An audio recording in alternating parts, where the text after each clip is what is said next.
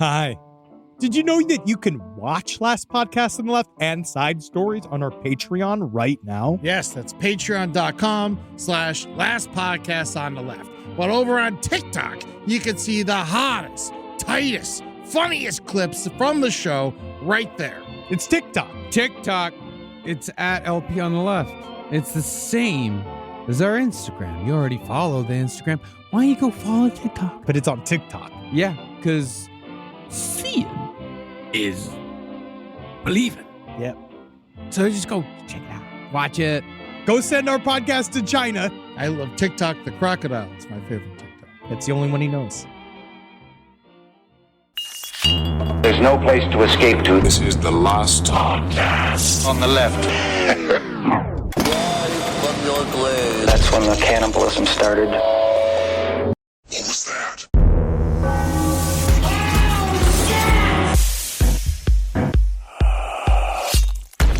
The button has been moved. Excellent. Yes. I guess then the show must go on. Now, I would like to start today, first of all, by thanking Marcus for the work that you've done already. Right? The work that I've done already. You've just done so much work on this. He's talking like he doesn't appreciate what you did. I did. And it's not just me. Carolina put in a ton of work on this. Yeah, too much. Shaw put in a ton of work on this.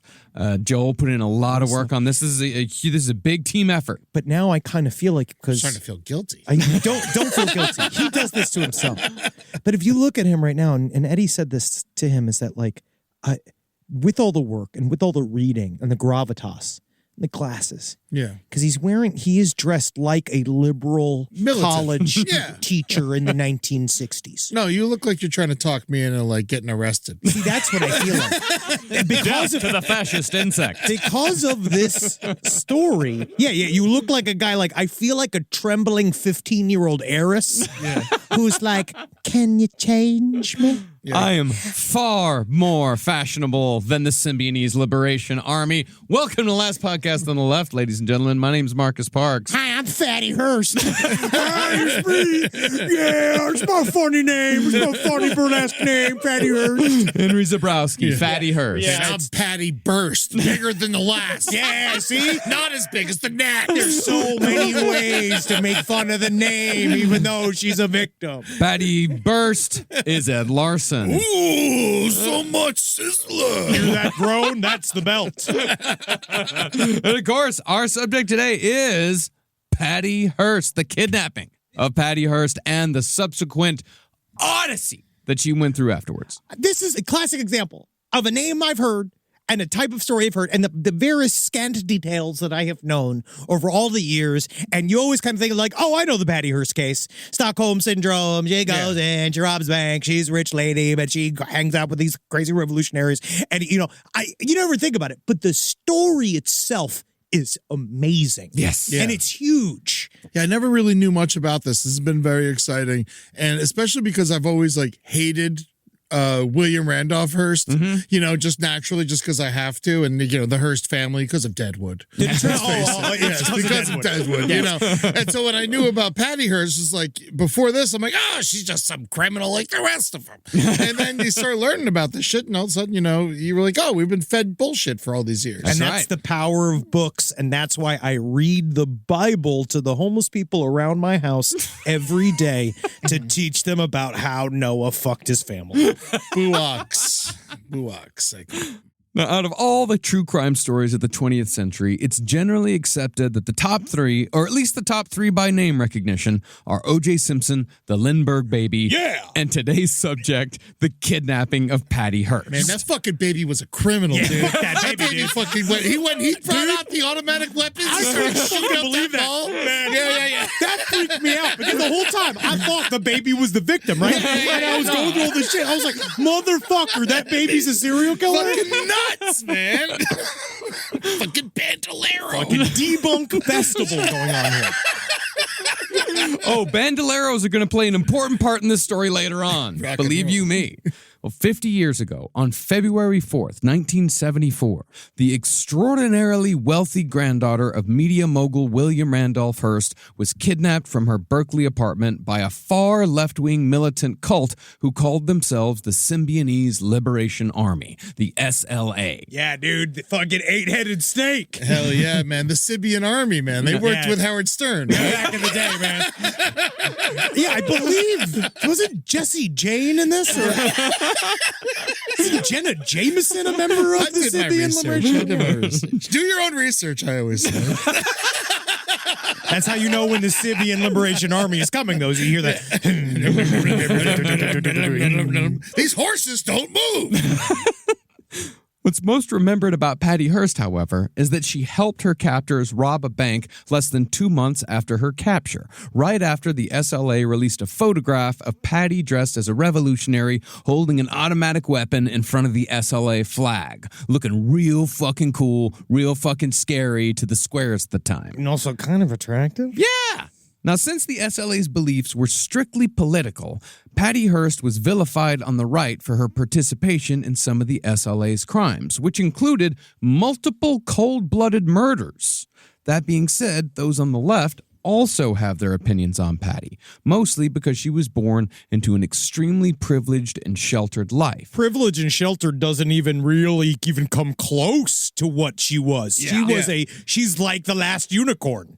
Yeah. Like I was privileged and sheltered. She was fucking taken away to a castle. She had a nice time. Yeah. The Hearst family is still, to this day, the 14th richest in America. And Patty's grandfather, William Randolph Hearst, was one of the most visible and well-known symbols of the American ruling class oligarchy of his time. He's sort of like how we view Jeff Bezos today. I actually think that Jeff Bezos is nicer than William Randolph Hearst. I don't know. I'd like to put him in the ground myself. Yeah, we'll get him. We'll figure it out.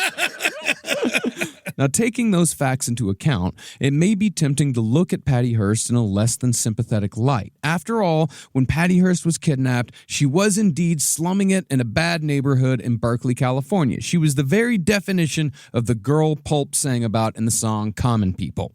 But when you reduce this story to its most basic form, Patty Hearst was a young 19-year-old woman who survived by her own wits and strength a brutal kidnapping, months of torture, and multiple sexual assaults perpetrated by men who also saw Patty Hearst as almost a different species because of her background.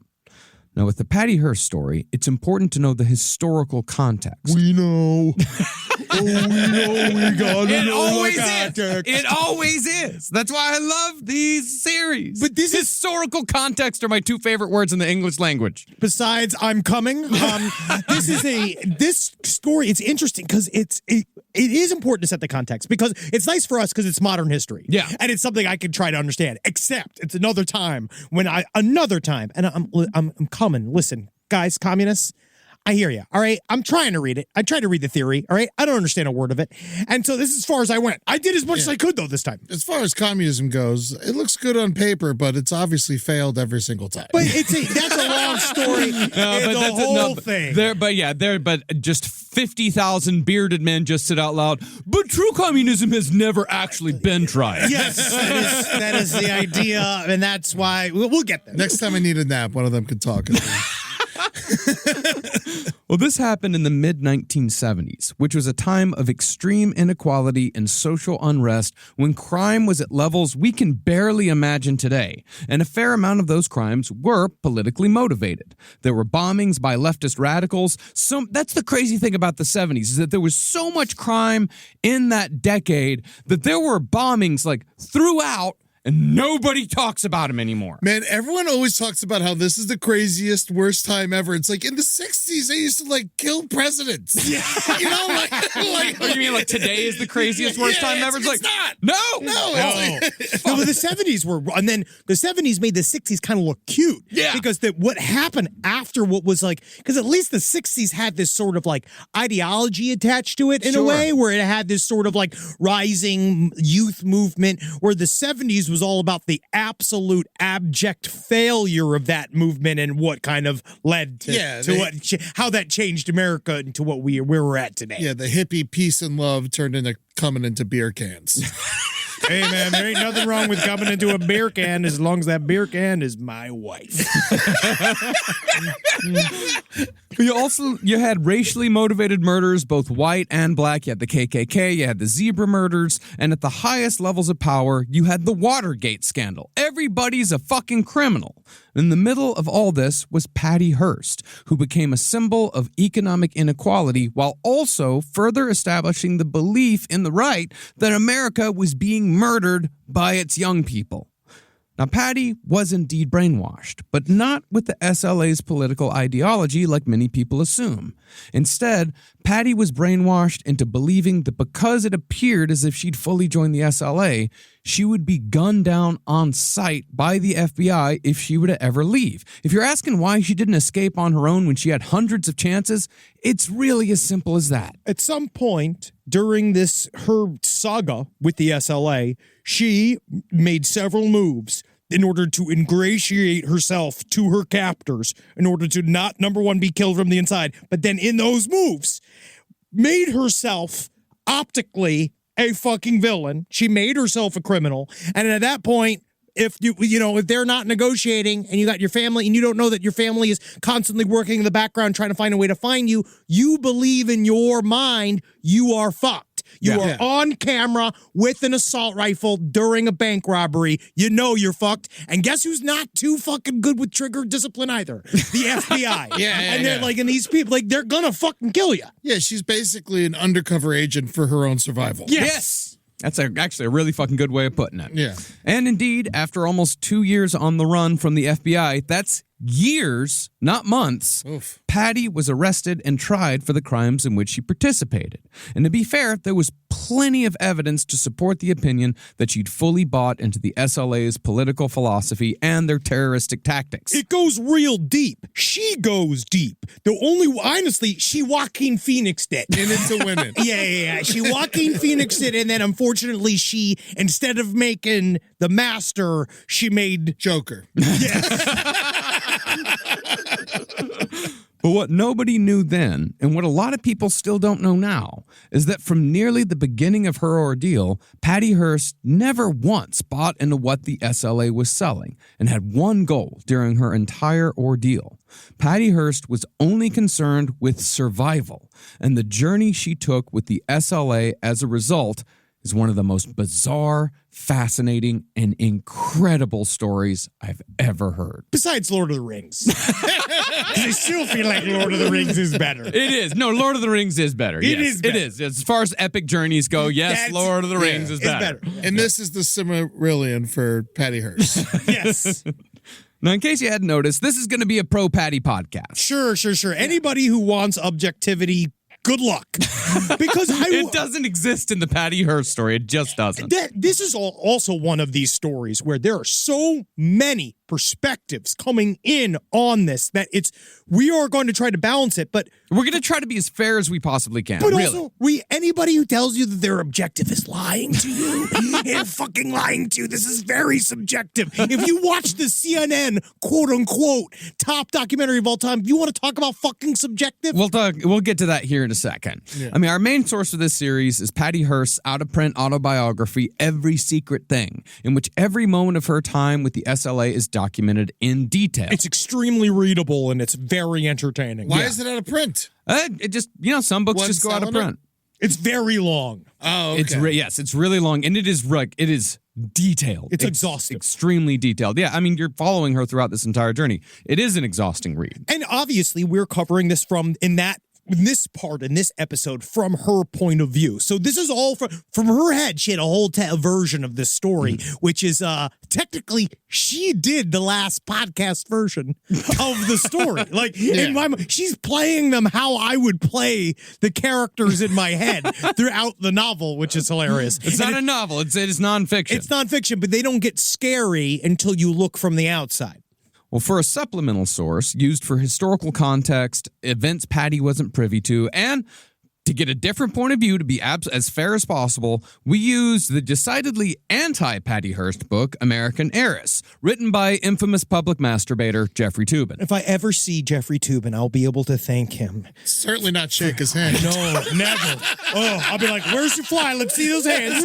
And then but you know, what he did brought one of the only light moments I had during that dark time, during that COVID time when he did, saved me. Yeah. So I want to thank you, Toobin, for being a public masturbator. Because if it wasn't for your limp gray penis, nothing, I don't know if I ever would have smiled in 2020.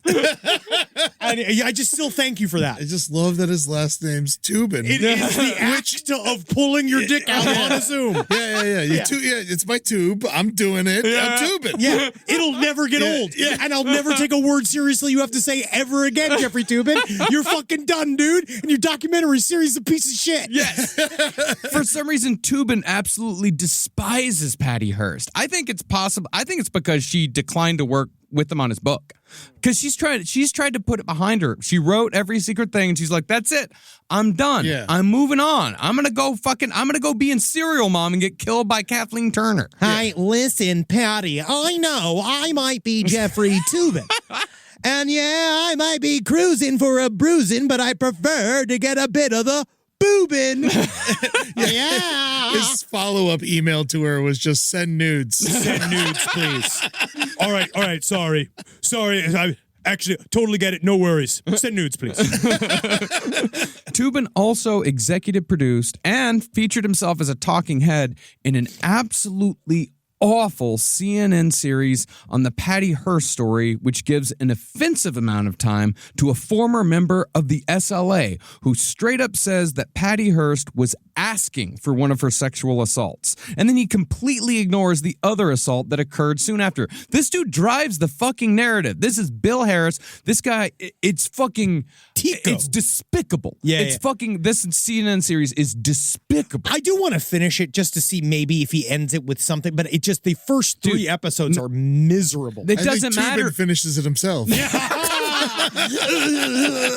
She's guilty. It doesn't matter if he turns it around because there's still 3 entire episodes where Bill Harris, one of Patty Hearst's kidnappers and torturers, drives the narrative. Yes. And paints it's Patty also Hearst. It's remotely entertaining any version of thought from the SLA, which we'll get to next episode. But, you know. I guess they decided they needed to take the SLA seriously to make it scary, or so, I don't know what the fuck they thought they needed to do. I don't know what I think they just thought we have a member of the SLA who's willing to talk and that's going to get ratings. I think that's the only thing they thought. I find that it's just nice to hate CNN again. Yes. It is nice. But with all that in mind, let's dive into the odyssey of Patricia Campbell Hearst.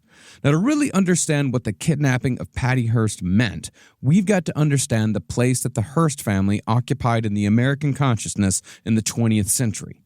Patty's grandfather, William Randolph Hearst, was the face of media in America. He was a celebrity in his own right and was so well known that Orson Welles famously used Hearst as the inspiration for his movie Citizen Kane. And everybody knows Citizen Kane because of The Simpsons. Right? It's just one of those. The Bobo episode? I think it's that episode, and then every time you've heard, well, it was bad. That's a fucking Citizen Kane thing. Love Citizen Kane. Love it. Surprisingly modern film for the time period that it was made. It's unbelievable film. But also, isn't it weird that William Randolph Hearst kind of looks like Herman Munster? But he's got a big head. Yeah. But such was the power of William Randolph Hearst that when he just heard about Citizen Kane, he threatened to expose the private lives of multiple people in the film industry in his newspapers if the movie was released. And he came damn close to buying all prints of Citizen Kane and the negative in order to destroy the movie before anyone saw it. And before people call that fascist or bad, just remember, that's the closest feeling that William Randolph Hearst has to vulnerability, which is that just being like, they can't know I love the sled. They can't know I have a girlfriend. Because then you look at the movie, it's technically, yeah, he's sad and old and mean, and he was ruthless, but also at the same time, if you're William Randolph Hearst, if I'm watching Citizen Kane, I'd be like, man, that guy's got it all figured out. Yeah. Like, how bad was he really? The ultimate message of Citizen Kane is that It's all worthless. success is worthless. Yeah, but It's like still, at the same time, if he doesn't feel that, right? He doesn't know that, so he's watching the whole time, being like, God damn, I'm a good actor. Like he doesn't even know it's him. Do you It's think not he him. even watched it? I imagine he did. Oh at yeah, some he had point. to hate. Every one of these people hate. It's about him. Yeah. Yeah. So he has to watch it. Well, as a result of Hearst's bluster, many theaters refused to show Kane out of fear that Hearst would sue them for libel, and Hearst banned all of his newspapers from even mentioning the movie in a positive or negative light. Hearst had such influence that in an attempt to get the boss to notice him, an employee at a small local paper owned by Hearst, he attempted to frame Orson Welles as a pedophile by hiding a 14-year-old girl in his hotel room closet along with 2 photographers. Welles only avoided this scandal because a policeman warned him to not go back to the hotel. Ooh, nasty stuff. And honestly, Kelsey, who's here helping us today, I just want to say this is a part of to be honest, the kind of commitment we're looking here at LPN, which is I actually want a list of other top podcasters and how we are going to sabotage them so that we can move towards the top of what? I don't even fucking know. No, we Getting another Webby? I don't know. I actually don't know what this leads to. Yeah. I don't know where the end of this is. We just got to get a couple of photographers that snap a picture and go, wow, what a scoop. What a scoop. And then fucking run out the door. But in the end, partly because people didn't understand the movie, admittedly, but mostly because Hearst decided to kill it, Citizen Kane bombed and only became known as a classic decades later. Now, the Hearsts were that particular stripe of American royalty in the sense that there was no blue blood in their family. Woo! Yeah! Didn't deserve it. William Randolph Hearst's father was a 49er from Missouri who struck it rich in the silver mining business in California. Afterward, he became a senator despite the fact that he could barely read. Hey, man, you got to read to pass laws. Yeah, now that just makes you president. Eddie! Come on, Eddie! But once William Randolph Hearst came of age, he used his father's silver money to force his way into the media. As the line in Citizen Kane goes, I think it would be fun to run a newspaper. That's what you said. Yeah. Yeah, And that's why you did it. That's why I bought stock in the Reykjavik Grapevine. I did that for a week. I walked around going, I think it would be fun to run a newspaper. Even though I don't run it in any way whatsoever. Well, Will you take it down, man? Dude, what we got to do as we go to Reykjavik, we have to make sure that your newspaper starts decrying us as we are this rampant, this rage of teenage chaos is going to arrive. When Gods are coming to town. Be careful. Oh, last podcast mania might shut Reykjavik down. Just a picture of me just hide your pigs. Hide your pigs. Hey, they ain't got no pigs, they got sheep. Oh, well, fuck them. And it ain't my newspaper, it's Reykjavik's newspaper. Honestly, if there was a picture of Eddie that said hide your sheep, that means he's coming there to fuck them. It's a bad idea. Rise from your grave. Now, as Citizen Kane portrays, William Randolph Hearst soon found success by selling sensationalism. And while he did have some principles, loose principles, his first goal was always to sell as many newspapers as possible. Case in point was when he began publishing op-eds from some of the most evil people of the 20th century because it was good for business. Hearst actually commissioned Benito Mussolini to write regular columns for his papers. Well, we're in unprecedented times. It's unprecedented times. Now, it delighted him that the most famous Italian in the world had a byline in his papers, and Italian Americans bought papers as a result. He was the most famous Italian? More than Chef Boyardee? Yeah. Name one Italian more famous than Benito Mussolini in 1936. Leonardo da Vinci. I mean, a lot. Famous living Italian. Maybe Rudolph Valentino. Yeah, Romeo Spaghetti. You never met him? You never saw him? Romeo Spaghetti? He fucked underage girls through a pile of pasta. Again, time does not show a lot of favor to Romeo Spaghetti. Mussolini, however, never actually wrote any of the columns himself. His mistress ghost wrote most of them, and even then, it was usually difficult to decipher what Mussolini was even trying to say. Yeah. He wasn't a famous orator, was he? Mussolini. Was he like, did people like, Yeah. was he a funny guy? I have pictures of him being super funny in my head, like standing on a balcony and yelling. He had the big, like his lip out. He just like looked like he was like pouting. Yeah, he was a populist. Yeah. Yeah. Mussolini, however, paled in comparison to the man Hearst gave an American voice to in 1930. That year, in the Sunday March of Events section, Hearst published an op-ed called Adolf Hitler's Own Story. He tells what's the matter with Germany and how he proposes to remedy it. I like you, Adolf. You're a straight shooter. You've got a good haircut. I love the mustache. Now, who's that?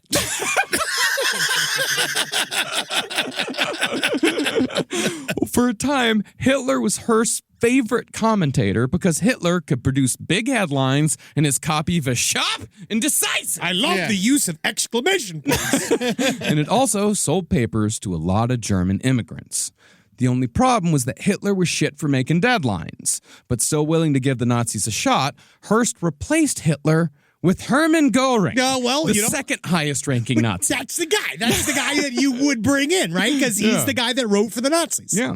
Hearst, Goring, he wasn't the propaganda minister. That was Goebbels? Goebbels, yeah. Yeah, so what did Goring do? He was second in command. He ran the Luftwaffe, and he was just Hitler's like guy. Oh, wow, cool. Yeah, he did a lot of really awful shit, too. Yeah, I bet. Yeah, he was sentenced to hanging in the Nuremberg trial. I don't think he was the fun one.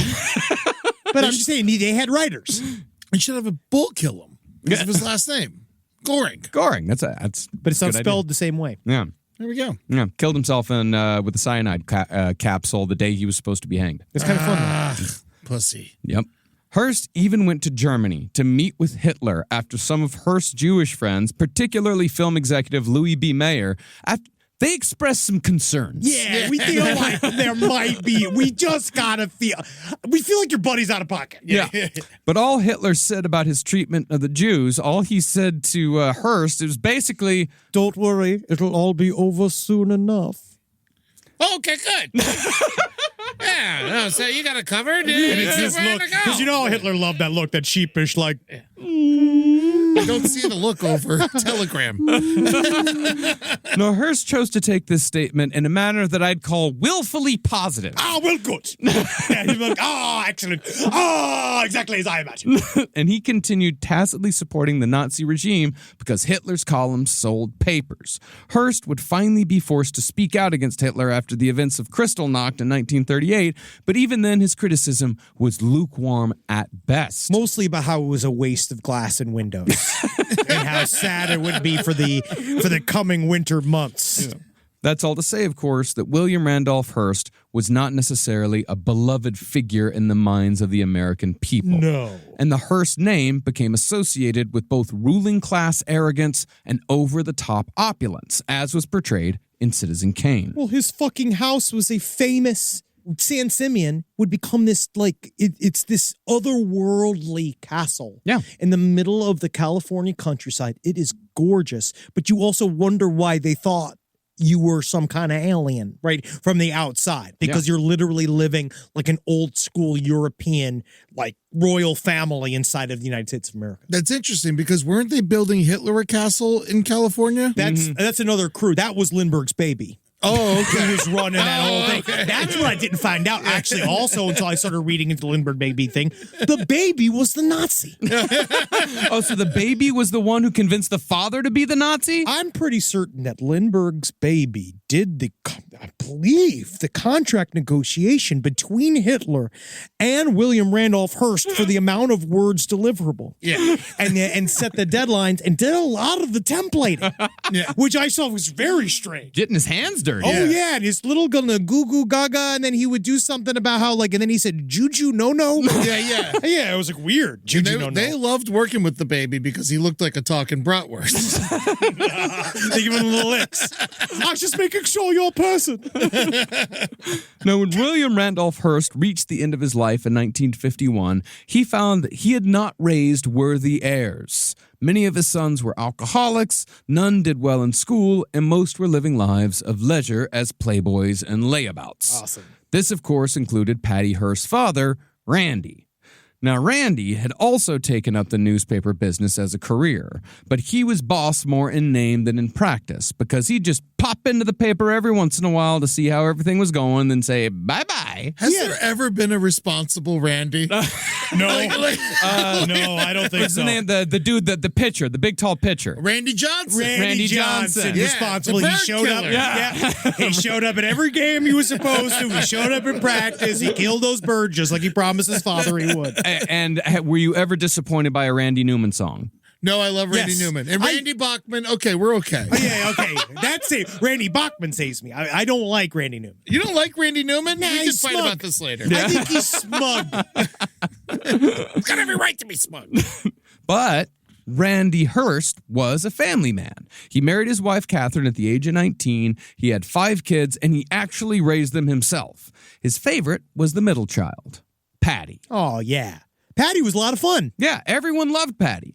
Now, Patty was raised in a mansion in the old money area of San Francisco, where they had a live-in maid and a governess. She described her childhood in her book as happy and affluent but sheltered, which is a bit of an understatement. She had no idea that there was a world outside. No, this is a woman who grew up with an actual castle as her summer home, the famous San Simeon property, which was once the home of the world's largest private zoo and is now an actual tourist attraction owned by the state of California. You can still amazing. see like zebras Yeah. in the California countryside Have you ever been? that escaped No, from I the haven't. zoo. When you drive, it's these like switchback roads up to it, and the way it was made to look super.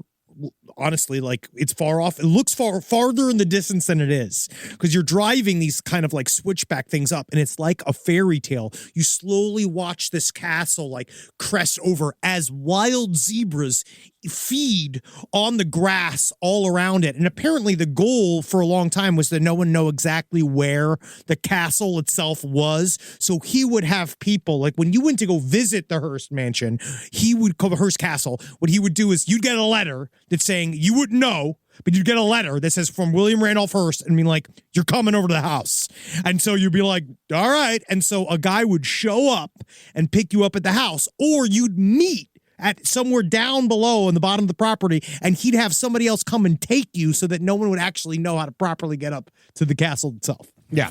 Now, why did they give it to California? Did they sell it to They California? gave the land because it sat on something over like 275 acres. Like it was this huge stretch of land that they just eventually, slowly but surely sold off chunks to the state government. And this castle was all like he'd throw these massive Hollywood parties Yeah, there I know because he about was that. because he was friends with every nasty boy in Hollywood, like Oh, Charlie yeah. Chaplin. Well, he Ooh. had he had fingers in every single pie. You Yeah. know, slit. tongues in many soups. Tongues in many soups because he was like, he liked getting inside information on people. That's how he controlled people. And what he would do is he had this big, long table, and then you'd sit at the center. He'd be at the center, and how you knew how he liked you is that you'd be close to the center at the table. But then slowly but surely, the more you get invited, the closer you get to the outside of the table until eventually you're not invited anymore. And so that's like how you knew how he didn't want to talk to you. Did you guys ever see Mank? Yeah, he has the whole thing in Yeah, there. it's fucking awesome. Now, when they got older, Patty and her sisters all went to Catholic school. But while Patty was rebellious enough to tell a nun to go to hell, she was not by any stretch an out-of-control, spoiled rich brat. In fact, she bucked her socialite mother's expectations of being just another rich wife and even considered changing her name because of the connotations it held. I wouldn't even say she was that like special of a rebellious kid in that No. way. You were saying she's like, she really was just kind of in LA. You meet some of these people. She was, right? yes, she was, of course, very rich, but she was also just a very normal girl. Yes, and Very normal young woman. if you went to any affluent city in the United States of America and went to any one of these fancy neighborhoods where like people went to sort of like cosplay being like regular, you know what I mean? You're having a lot of money and they're going to go out to like some area where, you know, like in Brooklyn. If we got rid of all the people faking that they weren't for money, the place would be empty. Also, like, someone's got to pick up the tab.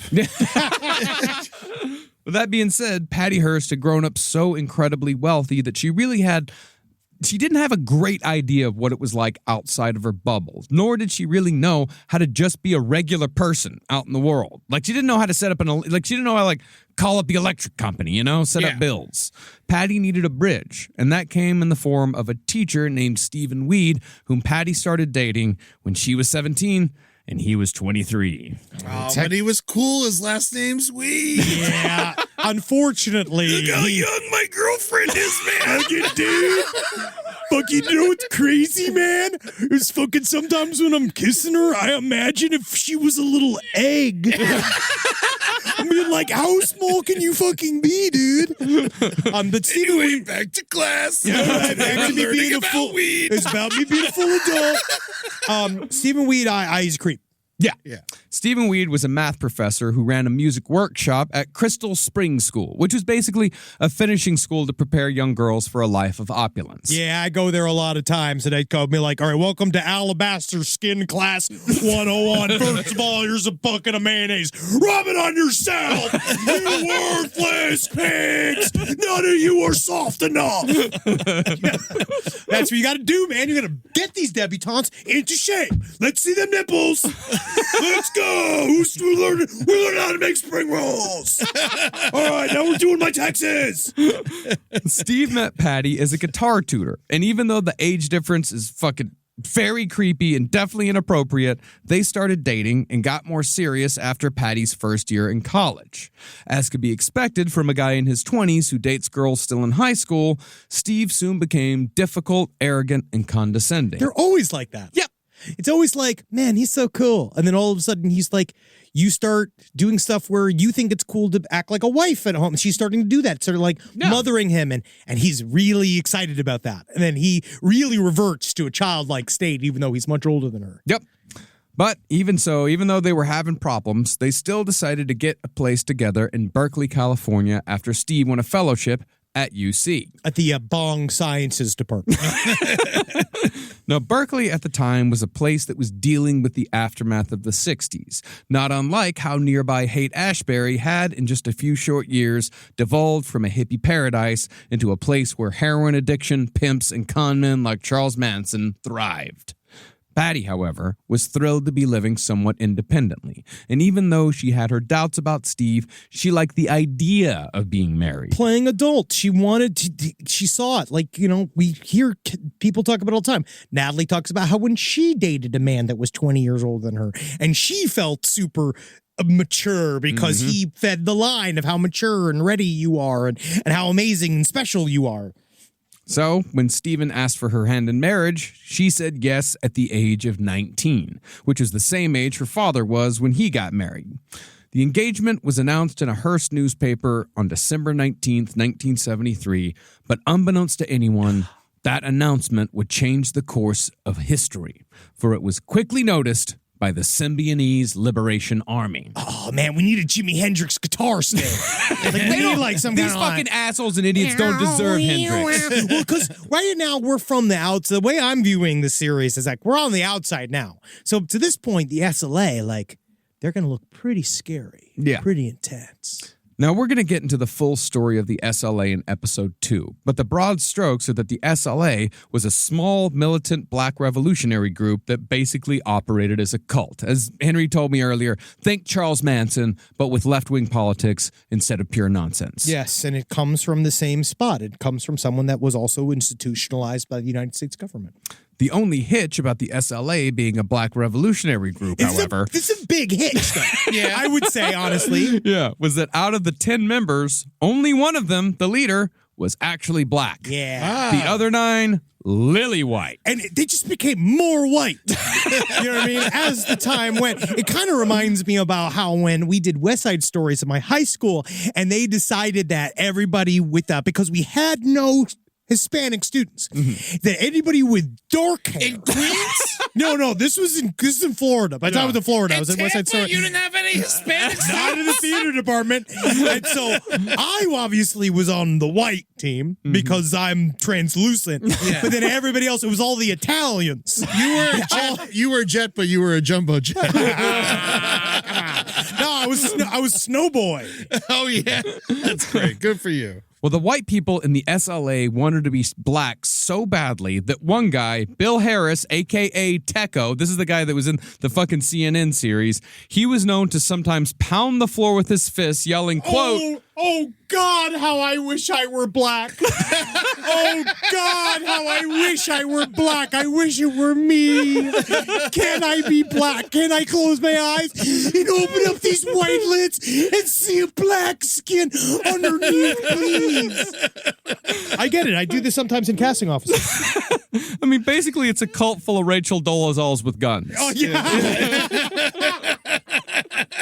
It is wild, man, because Now, the SLA were never really an organization known for their brilliant plans and schemes, but they figured that they could kidnap someone important and trade them for the release of two members of their group that they felt had been wrongly imprisoned. And we'll get into next week why they thought that would be a viable plan.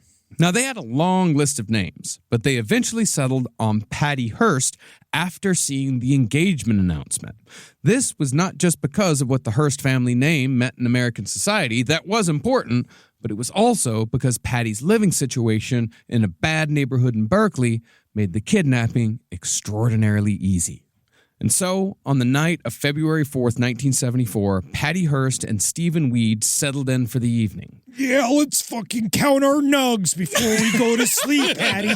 Because if not, you know the nug fairy comes and fucking chiefs half your shit, man. So when the nug fairy comes, you gotta say, I got exactly 34 nugs in here, and I'm counting, bitch. All right. Could somebody tie my shoes? Oh, shit. Because every time I go to fucking tie them, man, all I see is noodles, man. This is freaking me out, dude. I'm stupid. Steve was planning on a nice evening of TV. He had a double feature. He was gonna watch Mission Impossible, and then he was gonna watch a TV show called The Magician. Patty, meanwhile, was studying at the table, wearing her in-for-the-night outfit, a bathrobe and underwear. Little did she know that these would be her only clothes in the weeks to come. Now, at 9 p.m. that night, the doorbell rang on Patty and Steve's second-floor apartment. Steve opened the door to find a young, agitated white woman. This was SLA member Angela Atwood, a.k.a. Jelena.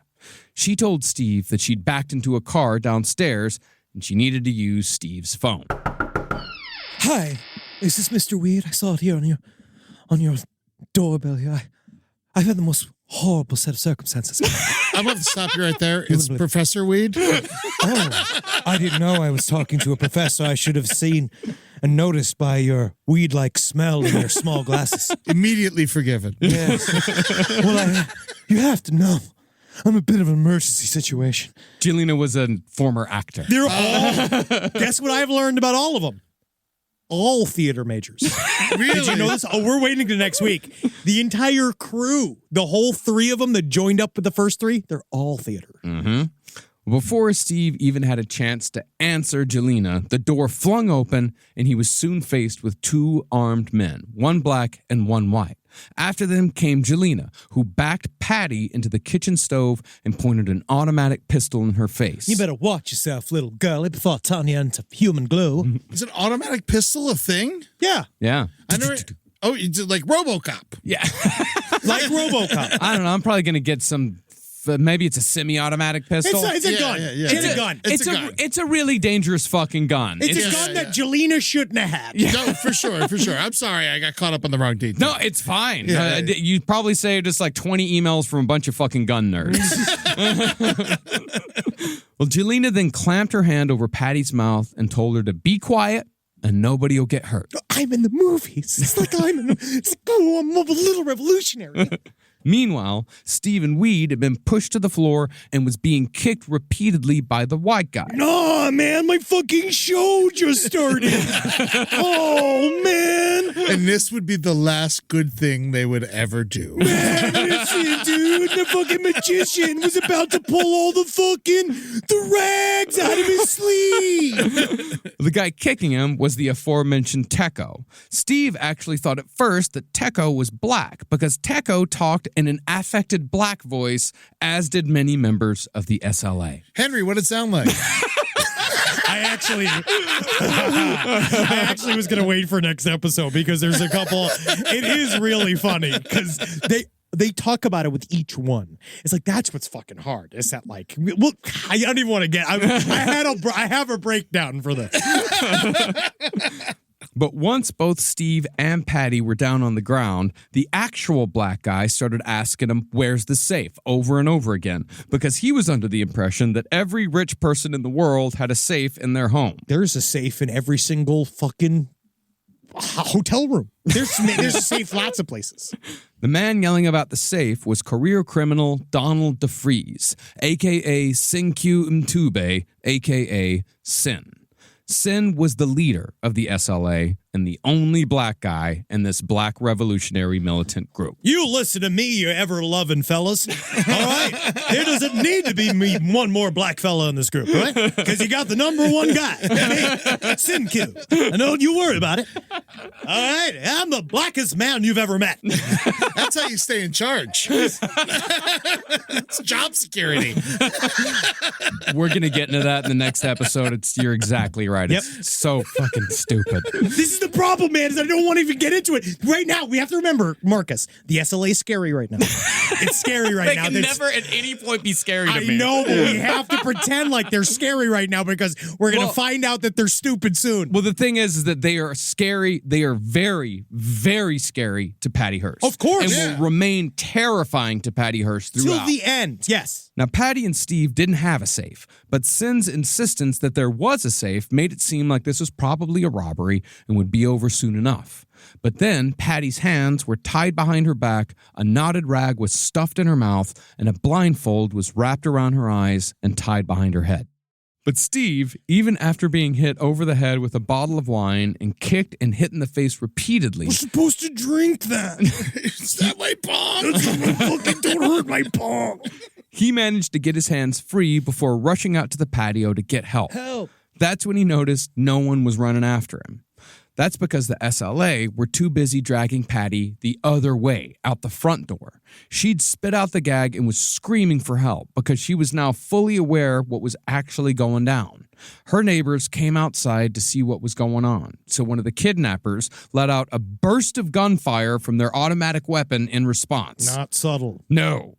By this time, Stephen Weed had made it to a neighbor's apartment and was pounding on the door begging for help. Any nugs to help me get inspired to go to the police, please? Emergency nugs needed. I need to fucking chill to the max, man. This is so much pressure. I can't handle this, dude. My fucking rich-ass girlfriend's got a fucking kidnapping problem, man. But Patty had already been tossed in the trunk of the car. The lid was closed, and just before the car sped off with Patty inside, one of the kidnappers let loose with one last burst of gunfire for good measure. Now they'll know we have bullets. She also said that she was having dreams about getting kidnapped. I find that real. I feel like it was just in the air because there was Getty, a case. too. Was that around this time? Yeah, the Getty kidnapping was the year before. Ah, so it's blatantly inspired. Well, we're going to get into the Getty kidnapping next week. Okay, There's a cool. lot of inspirations, but she was having prophetic dreams. But she was saying that she had this feeling that something was going to happen. But I realize now, you know what it was? And she said so much kind of after the fact. It was like because she was actively being tailed and they were watching where she was going. Mm-hmm. And sometimes, and this is great for my friends with OCD out there, is that sometimes when you're super paranoid thinking that somebody's following you, they are. It's actually completely a total real scenario. And they are coming to kill you. That's why I walk in zigzags. Always. I taught you that. Serpentine. Walk like a cat. Jump like a dog. Well, after a short drive, Patty was transferred to the backseat of another car, and she sat in abject terror listening to her kidnappers congratulate each other on how smoothly their operation had gone. You were so scary. You were so good. Yeah, thank you. Yeah, I did do good, right? Yeah, baby. You got all your lines right? Yeah, thanks. Yeah, I rehearsed. Yeah. They also had all the windows rolled down, ready to, quote, shoot it out with the pigs if they needed to. Because all of these people are all ready to die at any second. They're begging for it. Oh, this is the story of a group of people heading towards total annihilation. Yep. But after anywhere between an hour and 3 hours, Patty was really fuzzy on the time. She found herself being led up a flight of stairs and down a series of hallways. Now, at first, Patty was terrified that she'd meet the same fate as kidnapping victim Barbara Jane Mackey. Mackey was a 20-year-old college student who'd been kidnapped in 1968 and was buried alive in a coffin on an isolated hillside in Georgia for 83 hours before her father paid a ransom of $500,000. No, thank you. No. But while Patty didn't go in a coffin, her reality wasn't far off.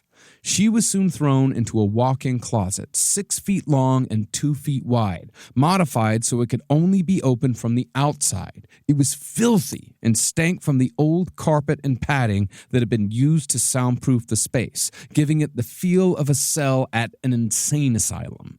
Soon after she was thrown inside, the door flew open and a member of the SLA placed a small radio inside with the volume turned all the way up so Patty couldn't hear what her kidnappers were saying and so she would be disoriented even further. So at the very beginning, so we said this, like, they're very frightening. You have these people who mean a lot of business. She's now watched her husband get the shit beat out of him. Fiance. Fiance's a piece of shit. It's a dumb name. It's a stupid role. Mrs. Weed. Mrs. Weed. Man, I mean, that's actually kind of great. Patty Weed? Dude, yes, man. Yeah, that's a Peanuts character, Oh, man. yeah, dude, high as hell, learning no lessons, man. But she's traumatized. And then the way it begins is extremely, like, they seem like they're very capable. Yeah. And they are, like, they have a full-on, like there's an agenda here. Yeah. A few hours later, the leader of the SLA opened the door and told Patty that his name was Senkyu Ntume, and he was the fifth prophet and the general field marshal of the Symbionese Liberation Army. Now, as soon as Patty heard the name Symbionese Liberation Army, she knew she was in trouble.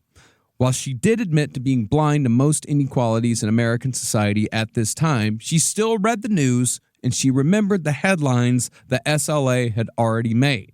The reason why two of their members were in jail was because just 4 months earlier, the SLA had executed the superintendent of the Oakland Unified School District in the school's parking lot, a guy named Marcus Foster. And that was not a good move. It was a bad move. It was a bad move because as we come from the other direction next week, you'll see why they made this move. But they really shit the bed. Yeah. Because the thing is, if you're going to be a revolutionary group, bit of advice.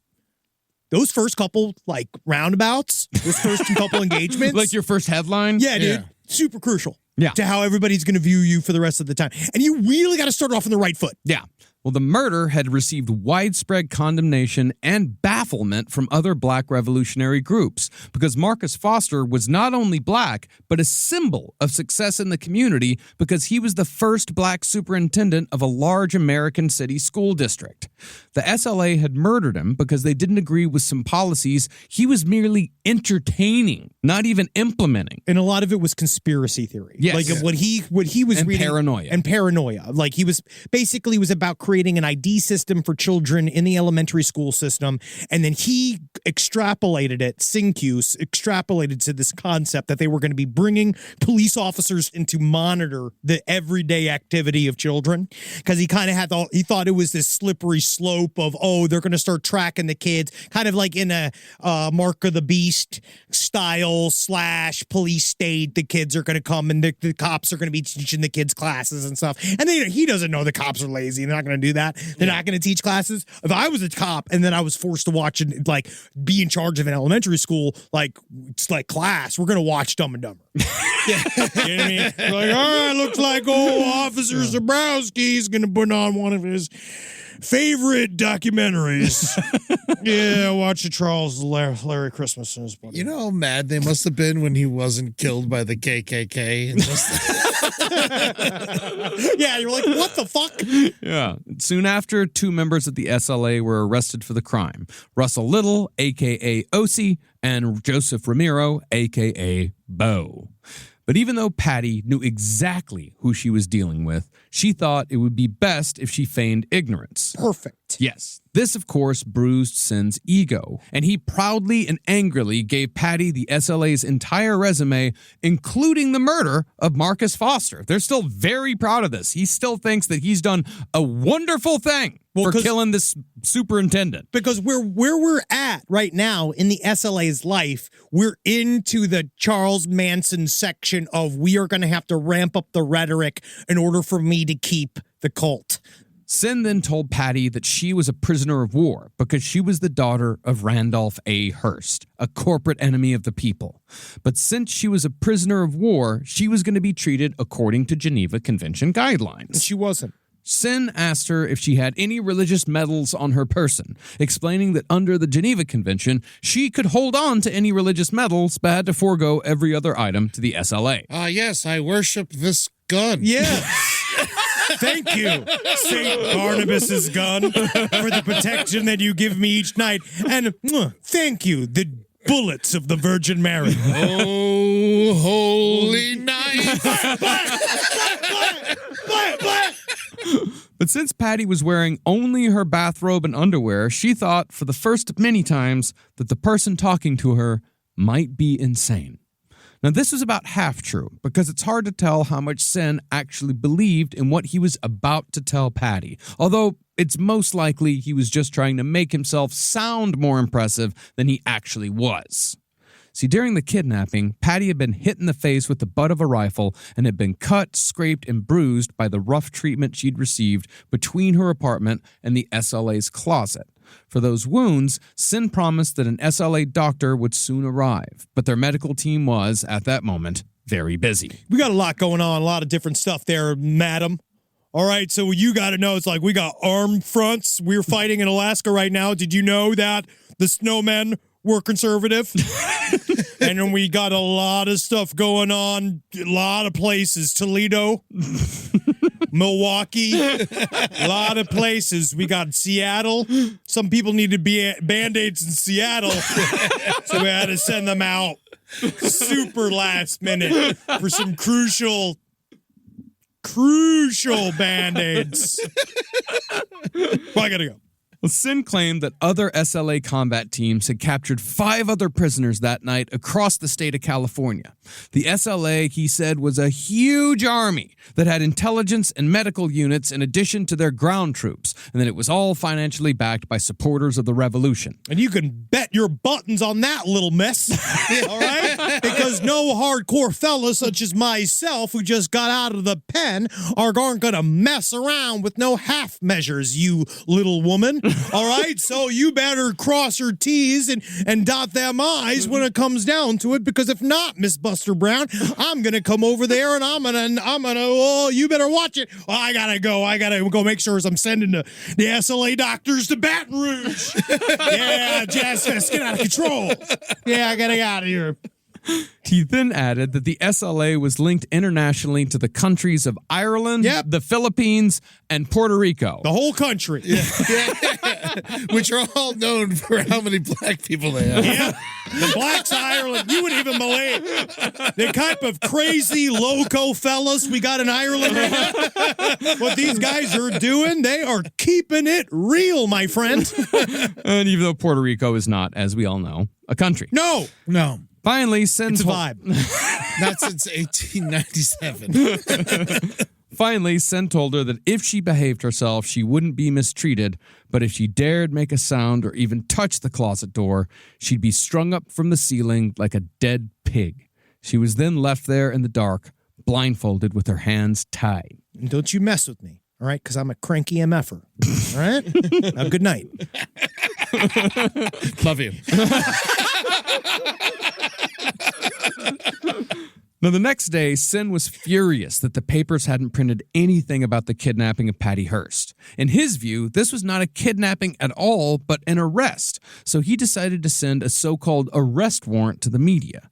Issued by the Court of the People, the statement said that any attempt to rescue Patty would result in her execution, and this and any further communications had to be published in full in all newspapers, and any failure to do so would endanger the safety of the prisoner. The statement ended with the now infamous sign-off, "Death to the fascist insect that preys upon the life of the people." Yeah. See, you got to say it in a military. You're allowed to with the glasses. Sure. Yeah. Death to the fascist insect that preys upon the life of the people. Woo. Yeah, that felt that a lot better. Yeah, Hey, all right, now there. Hey, you mind your P's and Q's, all right? Because we're calling for the death to the fascist insect. It preys upon the life of the people, and that's got to stop. And our first person to do it is Sergeant Orkin. I will not let that stand. Now, almost immediately, Sin began drilling the thought into Patty's head that if the FBI were to show up at the SLA safe house, the SLA would kill her first, then shoot their way out or die trying, because all of them would rather die than go to prison. But when he wasn't telling her all the ways she could be killed, Sin lectured Patty in a phony, formal tone of voice, as if he were a judge or a general. His words, of course, barely made any sense, or at least they didn't make sense to someone from Patty's background. Or to a lot of people. Yes. Because I can already tell what he's doing, which is he's saying a lot of very intense left-wing words. None of them mean any of the way that they say it. The word always means something else from the way they use it. And it's confusing. And then it feels, in many ways, as if the information is being held from me. And I do wish, because I'm not a dumb man. Well, what you just said is systemic. I'm not a dumb man. I try to read. And I feel like I'm gullible enough to be gotten. Yeah. You know? Because I go in there 110%. You always do. And I leave me behind. And I go into the work. And I still don't really understand what dialectical materialism is. But I know that it's a thing. But I know he said a lot of words that he did it first to sort of, I do believe it's a tactic. I believe that it's a tactic to be like, look how official we are. We have all of these crazy terms and all of this terminology and these meanings why and the validations. But Sin wasn't the only featured speaker. Every member of the SLA took every opportunity to lecture Patty, sometimes opening the door to ask her if she wanted to go to the bathroom, then immediately launching into a diatribe about Marxism before she even had a chance to answer. And this happens everywhere you are trying to go to the bathroom with communists. but it is interesting. I find it interesting, but it's like, let me shit. Yeah. Finally, though, Sen told Patty the reason why she'd been kidnapped, or at least the loose reason why. Loose principle. 2 of their comrades had been held in a pig's prison, Sen said, and the SLA was going to trade her for them. But in the meantime, the SLA was going to treat Patty exactly how their comrades were being treated in San Quentin. Yeah, and we're not going to be playing no hopscotch, and we ain't going to be playing no jump rope, little miss. All right, so you better get your head on straight, and you better be thinking about communism by the time I get back, all right? And tomorrow we got Johnny Cash books. He's so mad about it, he doesn't want to play. He doesn't want to play, he hates it, all right? Good night, I love you. Now, over the next few days, Patty settled into what she hoped would be a short, if torturous, ordeal. She learned how to eat blindfolded and sat through... Because that's important to remember. She was blindfolded. That's the one thing I don't know if we've said. Yeah. Is that she was permanently blindfolded. Yes. And she kept it on. And they also, like, this is part of also the reasons why she was like, they might be fucking stupid. Because he kept saying stuff like, she had to keep it on in the closet no matter what. Yeah. And so she was taking it off every once in a while. They would let her take it off to bathe, where they would wear a mask sometimes, and she'd be able to take it off. But then she was noticing it was like blinding her, because essentially she was days at a time with no light. Also, it's just like, it has to like give you like weird like It does. sores. Rashes. Yeah. It does. Yeah. Now, she learned how to eat blindfolded, and she sat through so-called interrogations conducted by Sen, who wanted to know as many details about her father and his financials as Patty could tell him. How many slides does he have? All right, how many llamas? How many carousels? I want to know. That sounds amazing. Working llamas or pets? That's incredible. I wish I had access to that many llamas. You know what I'd do with that many llamas? I'd run a llama communist university. All right? You should be so lucky. The answer is 4, 15, and 3. That's all I needed to know. See, Sen was under the impression that Randy Hearst was a member of the Committee of 40, which Sen believed was a super secret, high-level group of businessmen and corporate executives who were also CIA agents. And it was this committee who told the president what to do at all times. Just know that as soon as you hear the term Committee of 40, you don't have to listen to a single thing that he says ever again. Just remember, it's like one of those things. You're like, you're wrong. Yeah. Little did Sen know that Randy Hearst barely even showed up to the job he had most of the time. Yeah, dude, that's what rich people do. And after days of interrogation, Patty just told Sen that her father made, I don't fucking know, $1 million a year. Yeah. And since that was a nice round number, Sen's like, cool, $1 million a year. Sounds right. Must be. Yeah. Yeah. $1 million, huh? Yeah. I bet that's chump change for your daddy. Well, how about, well, I make $5 million. You're like, is that what I was supposed to say? Is that how I was supposed to react? Rise from your grave. Now, it didn't take long for Patty to learn each SLA member by voice because, again, as we said, she was almost never allowed to take off her blindfold in those early weeks. While Sen was always recognizable as the meanest male voice, Patty also heard a sharp, cold female voice that sounded, as she said it, like a school marm.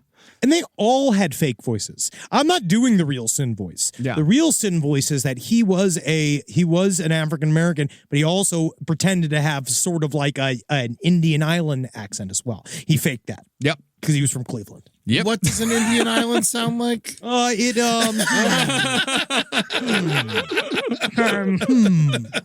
Well, the school marm voice was often paired with a jumpy, nervous male voice who repeatedly tried, unsuccessfully, to sound like a black guy. Yeah, you fools. Yeah, you better check yourself before you wreck yourself, all right? I like sneakers. I certainly like sneakers. Well, the nervous fella was the aforementioned Teco, while the school marm was his wife, Emily, a.k.a. Yolanda. Patty then learned the names of the rest of the SLA members, or at least their aliases. Those aliases, no shit, they were the white SLA members' reborn Swahili African names adopted for the revolution. Oh, God, I wish I was black. Oh, God, I wish I could be black. Oh, please. Shut it. If I give you a black name, will you shut the fuck up? Yeah, I guess it's okay. What kind of black name? It's fucking Swahili. I don't know. Cool. Do you know anyone else named Swahili? Wow. What part of black is that? Well, apart from Yolanda's hard tone and Teco's nervous faux black accent, there was also the friendly, sing-songy theatrical voice of the aforementioned Jelena, who often giggled and had studied to become an actor before joining the SLA. If you have a hard time memorizing these communist terms, you'd have an even harder time doing Sondheim a cappella. Because of her theater background, she'd make over-the-top, ridiculous disguises for the SLA to wear anytime they left the safe house using her professional makeup kit. Look, now I'm an old woman with a little bit of gray hair. Now I'm an old man with long, droopy balls. I attached to my labias. Ooh, now I'm a dog. A ruff, a bark, bark. One can Still be got anything. the balls, though. Yeah. One can be anything if you're in the theater. Well, she'd previously been in a relationship with one of the SLA's arrested comrades, but now Jelena spent most of her nights sleeping with Sen. Patty also got to know the voice of Patricia Soltysik, who had legally changed her name to Ms. Moon, that's M-I-Z-M-O-O-N, White people. before adopting the so-called Swahili name of Zoya.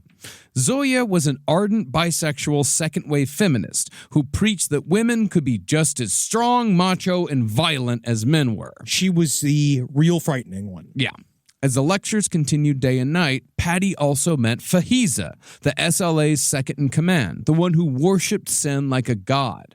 But unlike Teko, Fahiza actually sounded black, so Patty was surprised to later find out that Fahiza was actually a white woman from Orange County named Nancy. She was surprised that they were all white. It's just the truth. She was just like, wow. She was really surprised when she got a good look at everybody. Patty also came to know Willie Wolf, a.k.a. Kajo, who Not Cujo, who mostly talked about Vacaville Prison. That was where both Ed Kemper and Charles Manson would eventually be held. Since Vacaville is where the state sends prisoners with psychiatric issues, Patty assumed Kajo was himself mentally disturbed. No. You would be surprised how mentally well I could be. In reality, Kajo was just a big fat idiot who often ate so much he gave himself a tummy ache. Oh, no. So far, it's the only appealing character. Just wish, can't somebody stop me? Because it's going to get to the point where I'm going to be too big for the revolution. I mean, I literally did this yesterday. Too big for it. You know how many tunnels we got to go through with the little bamboo sticks we got to whittle? They'd actually have meetings where they're like, Kaju is eating too much. I don't know how to stop. I'm nervous. It's hard out here. It's a lot. We're in a war. Well, Patty later described him as an overgrown, awkward high school senior with short hair dyed a hideous red that didn't match his facial features at all. But since Kajo was big, he actually towered over Sin. And even though Kajo was soft-spoken and unimpressive in every way, Sin would still arch his back and try to appear taller when standing next to him. And then Always go shorter. Because It shows you're more powerful. Yeah. And then there was poor Camilla, the saddest member of the group that no one particularly liked. No. Is she the maid? No. They might have liked her if she did shit. What was her name? Gabby? Yeah, she went by Gabby. Gabby. She was heavy-set, physically weak, and totally uncoordinated. She was also Zoya's ex-girlfriend and had a fantasy of one day organizing an army of homosexuals to violently rise up against the establishment. Now, Patty soon figured out that the reason why all 7 SLA members constantly lectured her was because no one else was listening to him. And in Patty's words, she was literally a captive audience. They got to the point where they were so excited just to talk to her because she was somebody new that they started opening up the closet just to be like, you need some air? Just so you know. So Mark's actually blah, blah, blah. And they would start talking more and more into their leftist, like, theology shit. But they'd open it just a crack. Like, they wouldn't open it up all the way. You know, there were Actually, times. some theory. You know, there were times where she just pretended to be asleep. Of course. But she actually did an extremely good job, which is, remember this, and this is a good lesson for our audience to hear. If you're dealing with an aggressive idiot, always say yes. Nod and move close to push away. Well, but in listening to them talk, Patty soon figured out that the only way out was through. She decided to humor them, listening to everything they said and doing whatever they asked. And she hoped that somehow, sometime, she would be rescued before they decided to kill her. Now, the exchange of Patty for their comrades in San Quentin soon became a secondary goal for the SLA. They decided that as a show of good faith, they would have Randy Hearst feed the poor. Just generally feed the poor. And if Sin found Hearst's action satisfactory, the SLA would make an actual ransom demand. Yeah, he wanted to see if he was good for it. Yeah. But unfortunately, he had a tacit misunderstanding of how money works in the country. Yep. Now, once they discussed what this gesture of good faith would be ad nauseum, as the SLA did with every single subject, they decided that the Hearst Corporation should give $70 worth of food to every poor person in the state of California. To sell the idea, Sin had Patty make her first of many recorded messages, urging her family to fully cooperate with the SLA.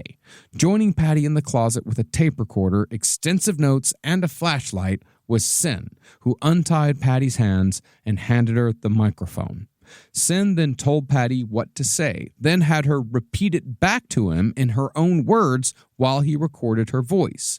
Then, after each point, he'd switch off the tape recorder so he could prepare her for the next point. He also would make her repeat things. He would say, do it again, take it back. So she was heavily directed within her recording. What you're about to hear is some of the first words the world heard from Patty Hearst post-kidnapping, in which you could clearly hear the stops and starts. I'm with a combat unit that's armed with automatic weapons, and there's also a medical team here, and Generous. there's no way that I will be released until they let me go. So it wouldn't do any good for somebody to come in here and try to get me out by force. These people aren't just a bunch of nuts. They've been really honest with me, but they're perfectly willing to die for what they're doing. And I want to get out of here, but the only way I'm going to is if we do it their way. And I just hope that you'll do what they say, Dad, and just do it quickly. I've been stopping and starting this tape myself so that I can collect my thoughts. That's why there's so many stops in it. I'm not being forced to say any of this. Defensive. Well, because he was also re-listening as he was going. He's like, that doesn't sound right. We have to do it like this. Oh, no. They're going to think that you're the one, that we're forcing you to do this. So we have to make it so it sounds so involuntary and so voluntary. And they kind of begin this back and forth relationship. I actually feel like in that way, that's what he's starting to do, where he needs her to participate fully. Yeah. Because at this point in time, this is the way in the beginning, they cannot afford to shoot her yet. No. How involved are the cops at this point? I mean, the FBI, we're going to get into that. That's how we're going to start episode 2. But Okay. the FBI, it gets involved immediately. Yes. This is a massive operation. Now, Patty collapsed and started sobbing immediately after recording that message, which ended up, it's 12 minutes long altogether. We just listened to a minute of it. And that's when Sin crawled over and pinched her nipple and pinched her between her legs, heavily implying that if she didn't continue to cooperate, sexual violence would soon follow.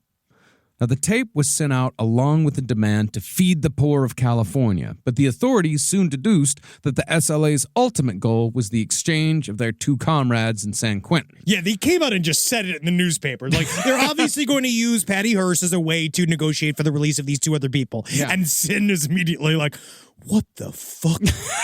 Who's talking? We gotta move. And once deduced, then Governor of California, Ronald Reagan, responded with his now famous quote. Well, you tell them they can forget it. Oh, I thought his quote was, "Where are my pants?" Funny stuff. It's Real an funny old, all right, stuff. just for those of you that don't know, that aren't 40 plus, Ronald Reagan was a controversial president back in the day. People seem to enjoy him, had Alzheimer's for the entire time of his presidency. Well, the last 2 years. That's enough. Yeah. But he wouldn't read any of his reports. He had to make videos of it and show it to him on television every day. He was an actor. Randy Hearst, meanwhile, immediately announced on TV that Sin's plan would cost no less than $400 million, which in today's currency is $2.5 billion. Well, he was like, because they just made this number up. Yeah. Yeah, $70 actually comes from the Sincu's actual inspiration, who's a very, very interesting person that is he was an activist and a revolutionary named George Jackson, who was a prisoner that wrote about finding Marxist and left-wing ideology in the prison community, and he was arrested for stealing quote-unquote $70 worth of food, and then he was held in jail indefinitely. George Jackson is a very compelling, interesting, an actual activist / revolutionary, Yeah. and he sort of kind of stole from that. But Sincu never did the math. No. Being like, so there's 100 million people. Like how many Well, he people just in said California? all the poor people in California. Yeah, and It's they're just- like, yeah. So like Randy Hearst literally was like, did the math on television. He's like, that's like $1 billion. Yeah, because California by itself would be like the 5th biggest country in the world. And they could do it. They just weren't gonna. I don't think they couldn't have. I mean, if Like all that's the guys, 400, everybody, that's too much money. They didn't have that much if money. they all pulled their fucking money together. All That's of them exactly what Sing-Q said. He's like, they could call like their friends like the Shah of Iran. They didn't do it though. That's not In the end, they didn't do it. Not how it works. You can shit in one hand, you can call the Shah of Iran in the other and see which kid fills first. Well, Randy couldn't pay that because the fact was Randy actually had access to a relatively small amount of cash. See, the Hearst family's money was not liquid. They didn't have a Scrooge McDuck safe where Randy swam in gold coins. They should have though, because that's cool. You know, but if you jumped in a pile of gold coins, you would kill yourself. Yeah, you just swam. You would die immediately. Be dead, Yeah. Yeah, he'd have brain damage. Yeah. Yeah, Scrooge McDuck would literally be Harrison Ford from Regarding Henry. In fact, Randy actually had very little control over even the Hearst Corporation because when William Randolph Hearst died, he gave Randy and his brothers only 5 seats on the board out of 13 so they couldn't ruin Daddy's company. It's almost like there was only one smart one. It's almost like one super evil guy who realized like, oh, you guys are going to fuck it all up. Yep. I got to bring in evil from outside. Mm-hmm. Sen, of course, had no idea how true wealth worked, where most of the money is tied up in stocks, real estate, and various other hidey holes. This is also the super rich can avoid paying taxes like the rest of the country. Also saw a fun little video that does remind me. It's like once money became not real, like once it became a place, it made much harder for like back in the day, you know, when they wanted to take the Tsar of Russia's money, they just went and took it. Yeah, they took all its jewels and Yeah, gold. they took the stuff. Yeah. Where like there's no stuff. No. For this money. No. Like this is a fantasy world. America, baby. Yeah. Like it's literally fake. It's just numbers on a piece of paper. It's $1 million loan that a rich person takes out that they don't have to pay taxes on. It's awesome. Good for them. Well, eventually, Randy negotiated a food distribution program that would cost $2 million, estimating that the program could feed 100,000 people a month for a whole year. In addition, Randy hired an attorney to represent the 2 SLA members who were in San Quentin for the murder of Superintendent Marcus Foster. But none of this was satisfactory for Sen. Seems like a lot of good work. He did quite a bit of stuff. Yeah, it's possibly one of the largest, I think it is the largest food distribution program that has ever occurred in America, and that's including the Great Depression, like all the New Deal shit. And none of this was satisfactory for Sen. And Patty could sense that Sen really had no idea what he was doing. The SLA had begun with the idea of exchanging Patty for their comrades, but now all of a sudden they're coordinating food distribution programs that cost millions of dollars. And he had no idea what even the concept of millions of dollars was and how to move that around and what to do with it. And so it's this, the dog caught the car. Yes. Like most cult leaders, Sen was making it up as he went along. It also didn't help that the SLA was being criticized by radical organizations, black and white, for linking left-wing politics to the kidnapping of a teenager, not to mention the murder of Marcus Foster, which everyone's still very pissed off about. As the days turned into weeks, Patty began to realize that the SLA were truly pathetic. Starting to switch. From her closet, she could hear their daily training, which was calisthenics in the morning and so-called military maneuvers in the afternoon. This is in an apartment. Remember that this is like literally, there are other apartments in here. Mm-hmm. And the SLA is one of them. They're doing up downs and shit. Yes. That is like that is not an exaggeration. No, it's exactly what they're doing. And these maneuvers, which all had to happen within the confines of a small apartment, involved the 7 members of the SLA scurrying about the room, diving to the floor, and actually going pew, pew, pew, pew, bang, bang, bang. Gotcha, pig. Pew, pew, pew, pew. Take that, pig. You see, the thing is, then I would all be like, but then someone has to role play as the pigs, right? And go like, yeah, I'm the cops. And they're all like, I got you, pig. And then Julian is like, what if I play Queen Elizabeth? And they're all like, wait a second, Julian. All right, this isn't acting 101 anymore. But we need to kill that pig too. Yeah, let's get her. In other words, Patty Hearst began to realize they were delusional. These delusions, of course, were only fed by the media, because while the story had not yet reached its height, this still wasn't the biggest story yet, it was still massive news. Yes. Sniffing their own farts as much as they could, SLA members would spend their days listening to the radio or watching TV, flipping through the channels continuously until they found someone talking about them or the kidnapping. But then they talk a bunch of shit. Yeah. Right, yeah, they're like, yeah, well, that's what they're getting that wrong. And they don't know what they're talking about, man. Meanwhile, like, it's just all just, they're doing it for attention. Yeah. But after getting to know the SLA, Patty realized that they were only going to keep moving the goalposts, and any fantasies she might have had about being rescued, set free, or even killed were a waste of energy. And so Patty decided she would not think about the future at all. Instead, she would concentrate on staying alive one day at a time. And we can all learn from that. That's right. Now, even though Patty's mind was strong, her physical state was starting to deteriorate because she'd been kept blindfolded for weeks on end in a 6-foot by 2-foot closet without exercise. The SLA, of course, would never admit that this was indeed torture, and it's fucking sickening that the CNN series never even approaches this subject while talking extensively to Tekko, who pretty much drives the narrative of that entire series. It is seriously so fucking bad. It's kind of like wildly irresponsible now after reading all of the other stuff that I've read. Because I just actually was so confused by their tone. Yeah. Like it's literally like they're mad at Patty Hearst. Yes. But once Patty's health began to seriously deteriorate, the SLA at first just made fun of her for being a bourgeois weakling, or bougie in today's parlance. But pretty soon, they realized that if Patty didn't get some exercise, she might die. So several times a day, they began guiding her around the room outside the closet. When she got a little stronger, they had her do jumping jacks and knee bends, all while blindfolded. But after just a few days, they either lost interest or just plain forgot to do it, and Patty remained in the closet. Now, Patty knew she had to get out of there somehow. She just had to not even get away from the clutches of the SLA. She just had to get out of the closet. She was going to die. Yeah. Well, you know what it is too? It wears on you. This is what they talk about. This is why torture is illegal. Is that what at this point she'll do anything to get out of the first level of her situation. Like there's no even thought about escape because it's just how in the living fuck do I just get out of this closet? Yeah. Because eventually, I think in the back of your head, you know, this is not a permanent situation. Yeah. And the longer I'm in this small room, the longer it's more difficult for me to leave this room. The more I become a liability to the people outside of this room.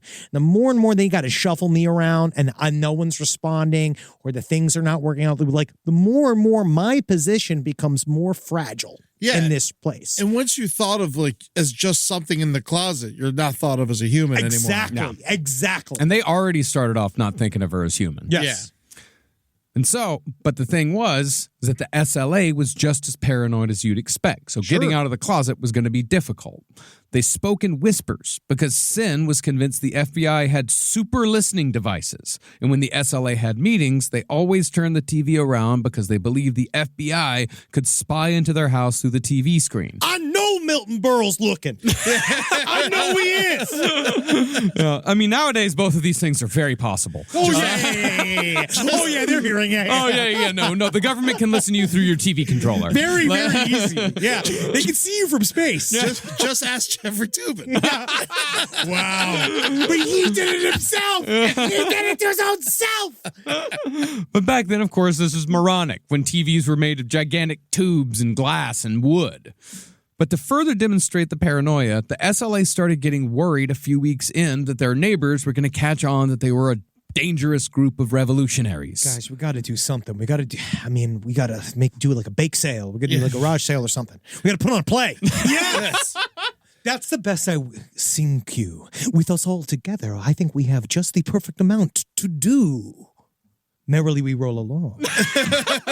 Now, also, I was thinking maybe we should do our somersaults a little quieter. A little quieter because, honestly, they are keeping me awake now. And Henry, you may jest, but they put on a play. Yes, they did. Is it really? Yep. They held a make-believe party with Act loud... like we're having fun. Because they didn't believe in drinking. No, they didn't. No smoking, no drugs. Well, nobody believed in drinking except Sing-Q. Wow, it's so funny how isn't that Sing-Q crazy? works out for him. I don't know why. And how he never had to do the calisthenics or anything. Weird. Wow. Yeah, he was born good. And they had to they're like, all right, now wave your arms more. Yeah, like you're really dancing. Yep. All right, now you dance with him.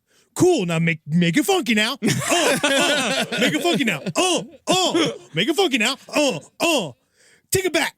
Take it back. And Yeah, they had get loud up off music. of that thing. I mean, literally, get up Dancing. off that thing. That table is fragile. Let's go. All right, drink the brown tea. Fatty, you're eating too much. I thought we were fake partying. They even had ice clinking around in drinking glasses. Like they put ice and they go clink, clink, clink, clink. Clink like you're yelling. Clink like you're laughing. See, the cover story was that the SLA, the house they were renting, the apartment they were renting, the cover story that they were telling people is that this is being rented by 2 stewardesses. Yep. So the SLA had to make sure to spill the party into the backyard where Kajo, playing a pilot, Yeah, you know how it is. You know how it is flying in the sky with the clouds and all. Clouds are a lot more solid than you'd think they'd be.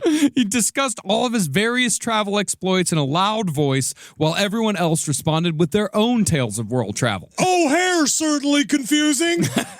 Oh, yes, Logan International, also a miasma of lanes. There's so many. Oh, man, birds, huh? What fucking pieces of shit they are. But little by little, Sin opened the SLA's circle to Patty, and it was actually his paranoia that started it. See, Sin believed that if the FBI ever found them, they'd be forced to shoot their way out, and Sin decided that it would be best if Patty learned how to shoot her way out too. Well, you're hanging out long enough. Yeah. For 3 days straight, Patty practiced handling a sawed-off shotgun, breaking it apart, putting it back together, and getting comfortable holding it, mostly with the blindfold on. For Patty, though, guns weren't that foreign, because she'd often gone hunting with her dad when she was a kid. But pretty soon, Patty figured out that the more interest she took in what the SLA members were saying, the longer she was allowed to stay outside the closet. She was constantly thinking of questions to ask them, and no matter how silly or stupid those questions were, Sin and all the others would always answer in excruciating detail. It's a good lesson to learn. People like talking about themselves. Ask questions. Patty also took up smoking to ingratiate herself even further because every SLA member was a chain smoker. Because he couldn't smoke weed and he couldn't drink booze, according to SynQ. One day, though, Sin told everyone else to leave the room so he could talk to Patty alone.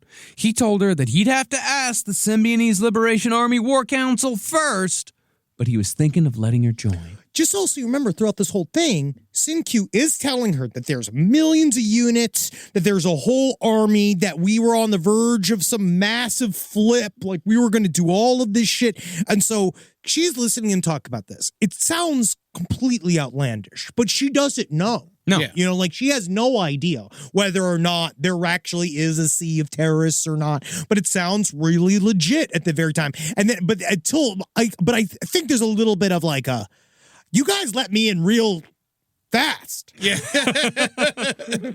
Well, in Sin's words, Patty was like the pet chicken people have on the farm. When it comes time to kill it for Sunday dinner, no one really wants to do it. He said this to her. Yes. So, like in other revolutionary movements, when an enemy soldier is captured, Patty was given a choice. Fight for us or die. I feel like a lot of farmers don't give a shit. Yeah, they just kill the chicken. I feel like that's the whole point of being a farmer, is that you're raising it to kill it. Yeah, And you're then if done with the eggs. and if Now you're- I kill you and eat you. What would happen to you? This is the Dust Bowl, and you had one chicken left, and then you're going to go feed the family, and then you, as the father, tell your hungry children, like, unfortunately, me and Dizzy are best friends now. You know what I mean? Like, no, you're going to eat the chicken. But before Patty was let into the SLA officially, she had to endure a horrible ordeal twice over. One night, Jelena whispered in Patty's ear that Kajo wanted to, quote, get it on with her, because everyone was feeling much more comradely towards her since she first arrived. That was their word, comradely. See, Jelena explained that as a part of Patty's education, she needed to learn what it's like to live in an underground cell in every way. It's a whole lifestyle, girlfriend. Yeah. But the SLA, free sex, was a principle of the cell, because underground revolutionaries, they couldn't very well go out into the street and pick someone up in the usual way. And it's not because we're not charming. It's not because we're not incredible, amazing, romantic revolutionaries. That's for certain, and attractive and ready to fuck. Certainly not that at all. No. Everybody wants us. It's so hard to choose the date. So everyone in the cell had to take care of the needs of everyone else. And while no one was forced to have sex, or so Jelena said, it was very comradely to always say yes if asked. It's almost sort of like it's like forced. Yes. By the group, yeah. Immediately after Jelena explained this, Kajo entered the closet, raped Patty, and left. 3 days later, Sin did the same thing. Now, while Patty was just trying to survive the fucking closet, much less everything that came after, her father was looking for help to organize Sin's unrealistic demand that the Hearst family personally feed every poor person in California. I have very little nice to say about any other member of the Hearst family. They all don't need to be around. But he did try his best. Randy tried really fucking hard. Yeah. He did try to find her. Very, very badly. But it's like, that's what we kind of said. This story would be very different if this was the story of a young woman that was kidnapped for a month and then a very powerful family sent in a band of mercenaries to kill them all one by one, right? Like, this would be a very different story. He did try to work his way around this. And weirdly, in a way, he learned a lot about people. Randy Hearst had to talk to poor people for the first time in his life. And it really was, it sounds like it was kind of an educational experience for him. Now, the SLA, I'm sorry if this is a little off topic. Did they have jobs? Where did they get money? My friend. We'll talk about it later. Okay. Now, since this was San Francisco in 1974 and the operation involved the underprivileged class, who else should pop up their head offering help but the Reverend Jim Jones? Oh. Yeah. 6 years before Guyana. Would you like a drink? His offer was politely declined, but incredibly, this will not be the last we'll hear from Jim Jones in this series. Yeah, dude, everybody's hanging out in this time period. Yeah, it's like wild. They're all there, dude. Yeah. Like L. Ron Hubbard's in town. Yeah. Like he's literally in San Luis Obispo. Yeah. So he's like right down the street. Now, even though Randy soon found people that seemed like they knew what they were doing, the program, which was actually attempted, was nevertheless a disaster on most fronts. Millions of dollars worth of food was distributed at points in San Francisco, Richmond, East Palo Alto, and Oakland. It actually happened. Yeah, and on the day of distribution, thousands of people lined up for food. But while it went okay at best in the first 3 cities, riots broke out in Oakland, 21 people ended up in the hospital, and 1 woman lost an eye. She ended up suing both the Hearst family and the city of Oakland for $1 million. Good for her. Soon after, Hearst publicly communicated to the SLA that he could not contribute any more money to the food distribution program. So in response, the SLA left a package behind a toilet in a popular San Francisco restaurant. Inside the package was another tape, this one recorded by Jelena and Patty. Now, Jelena was not one of the SLA members who spoke with a faux black accent, but she did speak with one on this tape, possibly because Sin was starting to feel insecure that there were no black people in his black liberation movement. Do you think that he would just straight up say, like, you need to sound blacker? I think so. Wow. I think on this one, because, I mean, why No else? one's ever asked that of me. Because why else would Jelena use it? You know, like... To feel cool. yeah. I think that they all are also like, Or disguise her voice. Yeah, but they're posers. These guys are... They are posers. Legitimately... These people are the definition of posers. They are... You know what a good word for them is? Dips. Yeah. That is a good word. These for them. guys they're not good at any of this. Yeah. And I feel like a lot of it was just to kind of like make Sin Q smile. Yeah. But after Jelena said her piece demanding that the SLA be allowed to communicate with their comrades in prison live on national television, she handed the microphone to Patty, whose frequent conversations with SLA members had somewhat changed the tone of her voice. In this communique, which was typed and written for her to read, Patty said that she no longer feared the SLA because they were not the ones who wanted her to die. She realized now, it was written, that it was actually the FBI who wanted to murder her.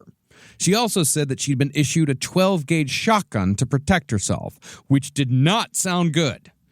Now, Patty's tone and the content of the speech, this was the first time that public opinion started to turn against Patty Hearst. And it seemed like there were very few people willing to speculate that she might just be going along to get along. I think there's a couple factors here. I think one is she had learned to talk the talk of the SLA within the SLA in order to, according to her, further ingratiate herself to the crew, which makes just to total stay sense. out of the closet. Absolutely. And then what you're talking, like, legitimately, these guys, like, unfortunately, I'm not. It's like it's why some of this, but the political stuff is a little hard to understand. Is that it's a language. It's a language, and there's a glossary of terms, and so she started inhabiting the terms, and so I think And there's the patter, too. and the patter, and so I think that the second option is also like they're looking at her being like, oh, wow, how would she even get to know all of this if she didn't want to be a part of it? Like, there's no way this little girl would be clever enough to fake this. She has to be an utter revolutionary now, even though it's been a couple weeks. It's a couple weeks. Yes. That's what I was about to ask. Or she has to be brainwashed. Brainwashed is the big term. Yeah, that's the big term here. Yeah, but no one's entertaining, like, maybe she's clever enough to fake it. Maybe she's Also, lying. she was kidnapped. Yeah. You know, like, even if she did go to the other side, you still have to save her. We're going to come against this. We're going to come against this time and time again, but it's got to do with her last name. Yep. And this was, after all, 1974. And the elder generation, after the tumult of the 60s, had come to see the youth of America as dangerous and unpredictable. To the establishment, it wasn't unthinkable that a young woman, even a Hearst, Almost especially a Hearst. Yep, could very easily be turned into a violent Marxist in just a month. But as Patty put it, she was ready to do or say anything the SLA asked, however they wanted it said, because her life was firmly in their hands. And yeah, it was a month at this point. It wasn't a month. Yeah, it was a month. Still. Yeah. Now, on March 21st, Patty was told that their safe house was getting hot. So the SLA moved Patty to a new location in a plastic garbage can with 2 holes cut in the top that they tossed in the trunk of the car. Yeah, they put her in a garbage can. That's how they brought her back and forth. Mm-hmm. Oh, my God. You know they were just getting evicted. Yeah. Hey, listen, no, we heard you having that fake party last night. We're actually, we just hate you. The whole building hates you. Everybody else just hates you. Have a real party, okay? As they left, Zoya told Patty that if she let out a single sound, she was going to fill the garbage can full of holes with her machine gun. So Patty did as she was told, spending 45 minutes silently banging around in the trunk of an SLA car. Once they got to the new safe house, Jelena, usually the friendly one, made fun of Patty for how docile she'd been, saying that they could have taken her out into the woods to shoot her, and Patty wouldn't have known the difference. And you're like, yeah. Yeah, exactly. Yeah.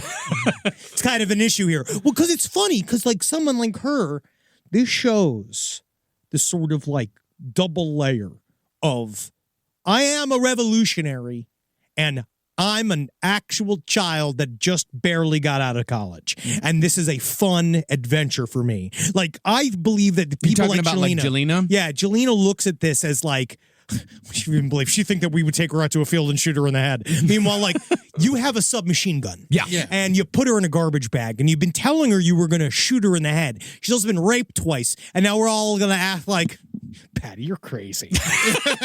Patty, so dramatic. Well, much to Patty's horror, when she was brought inside the new safe house, she found that her new closet was a pantry. It was only about 2 feet deep.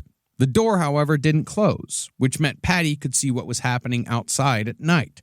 That's when she discovered that she was guarded at all times by 2 heavily armed SLA members. In that moment, she realized that a simple escape in the middle of the night was nothing but another fantasy she had to disabuse. Now, after a few days in the new safe house, Sin approached Patty again about joining the SLA. And without hesitation, Patty told him that she wanted to join and fight for the people, knowing now that joining was the only way to survive. Wow.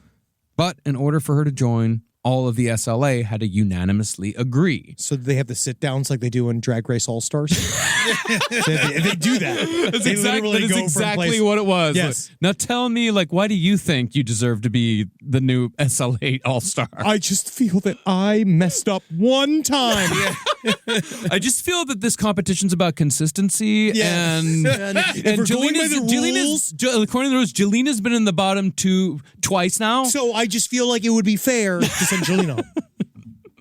So for a full week, Patty had to have heart-to-heart talks with every member of the cell, where she regurgitated everything they taught her during her long re-education seminars. Just understand that this is the acting job of her fucking life. Yes. You have to get that on some point during this process, like whether you believe or not that she was quote unquote capital B brainwashed, you have to believe that during this section, she had to show that she truly believed. She had to, this is her knowing that if she doesn't convince them in this moment, she is very probably going to get shot in the head. Yeah.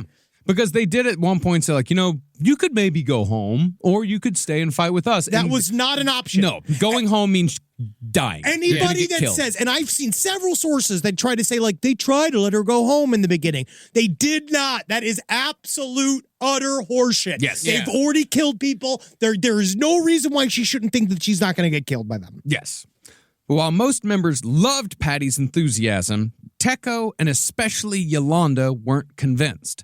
Yolanda was grim-faced, withdrawn, and mean, a perfect match for Teko, who was himself an arrogant twat.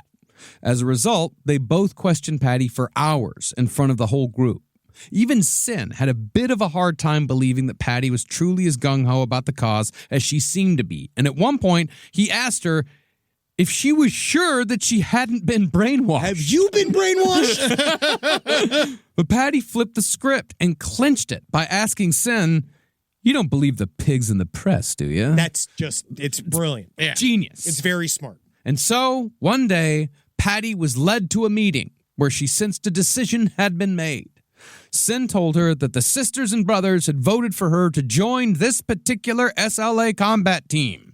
Sin declared that she was now a guerrilla fighter and soldier in the Symbionese Liberation Army. Wow. And that's when Patty took off her blindfold and got a good look at her revolutionaries for the first time since the night of her kidnapping. She thought, remember, that most of these people were black people, a part of this black liberation movement. Yes. And she thought that they would all be these sexy, dangerous looking, Commanding. commandos. People, big, strong. Yeah. Yes. I'd be so fucking mad. I'd just be like, can I go? Yeah. If she pulled it off. Oh yeah, and I love this statement. Yeah, she later wrote that her first thought was, "Oh God, what a bunch of ordinary, unattractive little people." Yeah. Just like, oh no, it's the C team. Because then she realized, oh shit, you're a bunch of children. Yeah. But of course she didn't say this. Instead, the first thing she said was "Oh my God, you're all so attractive." Yeah, right? Yeah. She then had to identify each SLA member by their voice, and members were delighted when she was able to name all of them in turn. Yeah, that's reacting. Who's she? Which one's she? Yeah, they would. Let me do the impersonation. Hey, how you doing? Which one's she? And they reacted as if they were celebrities being recognized by a fan. Me, that is so me. That's so what I sound like. It sounds like just like me. No awareness that that's how they were going to get sent to prison. Yes. Yeah, that it's been logged. Now, just like everyone else in the SLA, Patty Hearst needed a new name, but she was not given a Swahili name. Instead, she was given the name of one of Che Guevara's guerrilla fighters, which really burned Yolanda's ass. Oh, yeah. But nevertheless, from that day forward, Patty Hearst was known as Tanya to the rest of the SLA. Tanya, the fierce. Tanya, the unredeemable. Tanya, the Tucker. Yeah. Well, Tanya, you know that Tanya's the name of Che Guevara's girlfriend? Yeah. That's what she was named after. And that's why Yolanda was mad. She was like, I'm Che Guevara's girlfriend. Now, as the new recruit, Patty was given a tour of the safe house and was assigned cleaning duty. See, contrary to what you might think, each member of the SLA was expected to be clean and they were expected to appear impressive at all times. Sin didn't even approve of blue jeans because he said black people don't wear jeans, and such clothes didn't instill the respect the SLA needed from the people. Sin, we're not black. But maybe one day, it'll all be different. You mean I'm going to stay this color? It was during cleaning, though, that Patty realized just how heavily armed the SLA was. The bedroom closet had machine guns, rifles, a shotgun, and weapons Patty didn't even recognize. They also had bombs. They had sticks of dynamite. And as far as Patty's first SLA weapon went, she was issued an M1 carbine. Once they said that she was in, she was fucking in. Yeah, man. It was a quick initiation. All right, man. you're a prisoner, and here's your gun. Here's your gun. All right, honestly, I'm so glad we're over that prisoner bit, huh? Don't you love that gun? Yeah. Once she was in, once that day came when she said, I'm joining you, she had spent 57 days in the closet. And she had about 540 days left to go with the SLA. Now, it's around this time that Patty first saw Yolanda bouncing around the house in the blue bathrobe Patty had been wearing when she was kidnapped. Since the kidnapping, the female members of the SLA had sewn up the rips and tears and delighted in sharing it with one another. Patty also realized that the toothbrush she'd been using all this time was a communal toothbrush that every member of the SLA shared. Having your own Kaju? Oh, yeah, especially Kaju. I used it twice. On my ass. Yeah. I got a lot of plaque in there, apparently. Having your own toothbrush, they said, was a bourgeois luxury, as was bathroom privacy. The SLA believed that no comrade should close the door while showering or going to the bathroom, no matter how nasty of a shit you were taking. They insisted that it was uptight for anyone to be embarrassed over normal bodily functions. That's why I poop my pants. I just think it's fun. It's Cal. It shows my authority. It's the only thing they had in common with Lyndon Johnson. Yeah, pissing the door open. If they knew, they might have understood him more. Yeah. Now, one morning, Patty noticed that Zoya and Sin were having a conversation that was far different from the regular revolutionary patter. Instead, they were discussing the logistics of robbing a liquor store. When they noticed Patty's confusion, they very simply said, "Look, we need the money." We need money. Gotcha. But after discussing it more, Sin declared that the SLA had no choice but to rob a bank, which was met by audible gasps from the other members. Yeah. Because they were all like, that's amazing. Because they thought, because he was, Sin Q, so delusional. He was just like, fuck a goddamn liquor store. It's like, no, we need to go up to the top where the pigs are, the bank. But was he delusional? Because it fucking worked. And as Sin put it, People said I was wrong. People said that cum humor would never, ever get you a wife. But guess what, man? I'm living proof. well, as Sin put it, the cell needed thousands of dollars, not hundreds. But while the robbery was still in its planning stages, the SLA wanted to show off their newest recruit. Sin ordered Zoya to dress up Patty like a combat soldier for a picture to send to the press. After putting her in fatigues, they handed Patty a semi-automatic gun and had her pose in front of a homemade Symbionese Liberation Army flag. It's the only thing that makes me mad is because the flag's awesome. Yeah. The fucking symbol's awesome. I love it. Yeah. So it's stupid, but it's great. Yeah. And it's what, a Symbion on a white flag? No, the Symbionese Liberation Army. It's a Symbion with two flaming wings and a woman hanging by her vagina at the very top of it. Zoya then took a Polaroid and sent it to the press. And it's this photo with Patty holding the gun that lives in the minds of many when they think of Patty Hearst. It's the very front of the Tubin fucking Express video thing that he did. Along with the photo was a taped message from Patty in which she said that she was now Tanya, urban guerrilla. And she ended the message with the words of the Cuban revolutionary from whom she took her name. She said, "Patria o muerte. Venceremos." Ooh, ay, ay, ay. And that means fatherland or death. We shall be victorious. And it makes absolutely no fucking sense in this context. It makes no sense. It makes sense in no Cuba, for urban guerrillas fighting for their freedom, but it does not make any fucking sense here. It's almost like they didn't have a tacit understanding of what they were talking about. Yeah, but Patty Hearst, she's got a sense of humor about this. Oh, Years later, she was having she had a conversation with John Waters in 2020 in Town and Country magazine, and John Waters said that Patty Hearst once told him that picture is going to be the picture they use in her obituary when she dies. But Patty said the only good thing about it, at least I was thin. Yeah, it's funny as hell. But either way, it's with Patty's further involvement with the SLA and the bank robbery that made this the biggest crime story of the decade that we'll return next week with Patty Hearst Part 2. Damn. Wow. There's a lot of shit here, dude. Yeah, full story. We're going to get into the full story of the SLA, their full history, and shit, man, what comes after the bank robbery is just fucking insane. It's just as crazy. There's a whole third act to the story. That's what made this kind of longer. Yeah. Was because there's a third act to this that I did not know even existed. And it's great. It's great. And if you don't like it, I don't know what to tell you. I don't know what fucking tell you, babe, but we're having fun. Come down to patreon.com/lastpodcast on the left. You can watch us flop around and we can yell at your eyeballs. Yeah, Henry stands up occasionally. It's incredible what I do.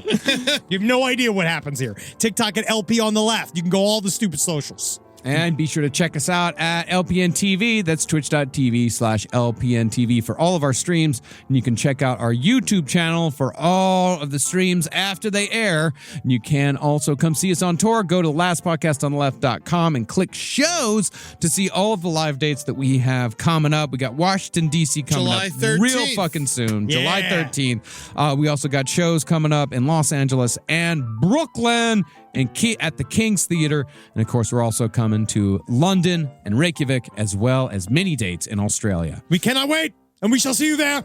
Hail, sweet Satan. Again. Hail Randy Newman. Yeah, well, that's fine. Yeah, it is fine. Yeah. All right? He's fine. He's great. I think that he's fine. He's fine. Yeah, he's fine. He's a composer. I just think, again, Yeah, watch out, Henry. You'll get fucking dragged through the mud now for calling somebody fine. I'm fine Because with apparently it's not okay to say that a band is fine. I think Randy Newman is fine. But you know why? It's Really? That's because you want to fuck him and he looks. yeah, I want to have sex. yeah, that's why I No, said, it's because he's so fine. I like Billy Joel. All right? You can like both. No, I will not. And if you tell me if you like my context you're with each other. wrong. You're wrong. This show is made possible by listeners like you. Thanks to our ad sponsors, you can support our shows by supporting them. For more shows like the one you just listened to, go to lastpodcastnetwork.com.